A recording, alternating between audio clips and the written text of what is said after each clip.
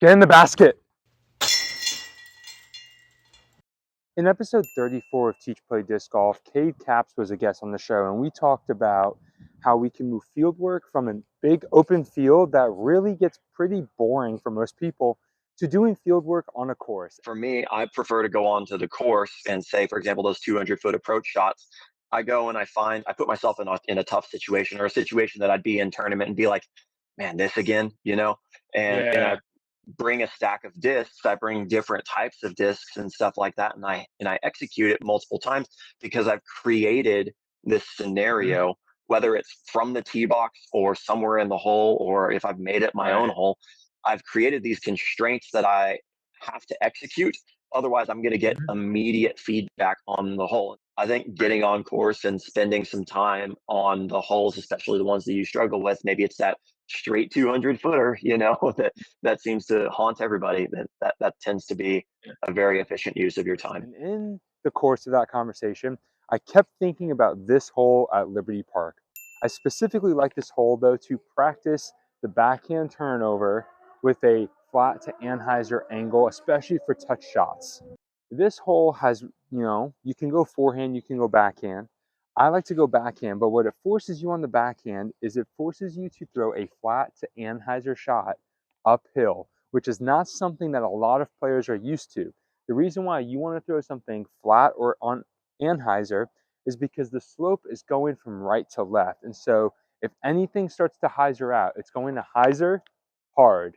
If you decide to go forehand, that is totally an acceptable option as well. You're going to throw something straight to flat or flat to hyzer. You're not going to really want anything on an anhyzer angle, especially because it's not that far uphill. We're going to throw a couple discs here. I got a Glitch and PA5 in hand and a few more discs in the bag that could work for this kind of hole. I'll throw some backhand and forehand. One thing that's hard about this backhand turnover line is that you got, 3 sections of trees, but really 5 trees on the left side here that are lining it the whole way. So you have to commit to the line, commit to the angle.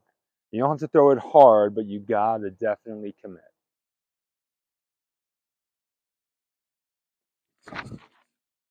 Get in the basket.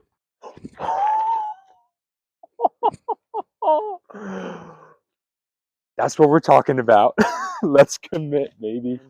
All right, now we're going to take the PA5. Even though this is an understable disc, you do still want to add a little angle because of the uphill and the right to left slope.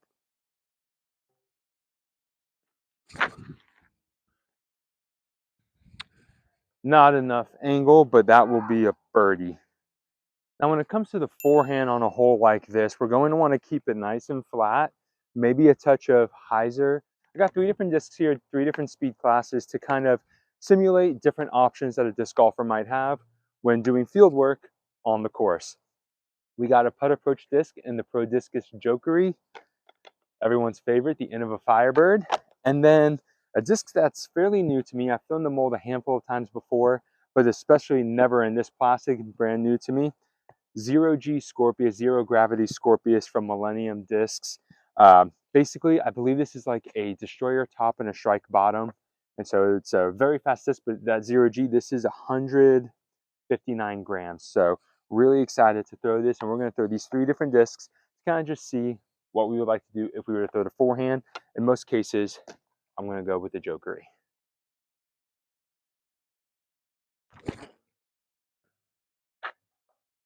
Yep, there we go. Nice low shot with the Jokery. Probably could have given it more air. Now I'll go with the Firebird. Give it a little more height. Remember, this is field work, so taking your time is important and settling in and having quality throws rather than quantity.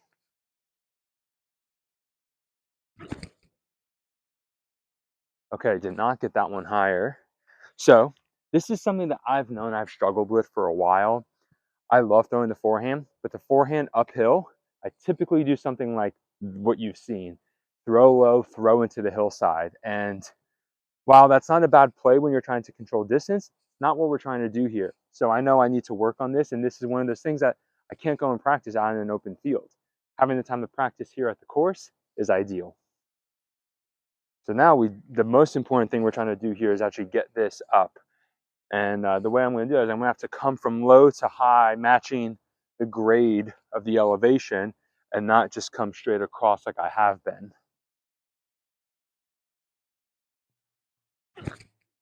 Okay, that was better. 2 inside, but I matched the grade of the elevation. And taking the time to practice like this is going to help develop your game for both forehand and backhand, because you're not always going to have a field that simulates course conditions. So go ahead and check out this episode of Teach Play Disc Golf to learn more from Cade Caps, and have a great round.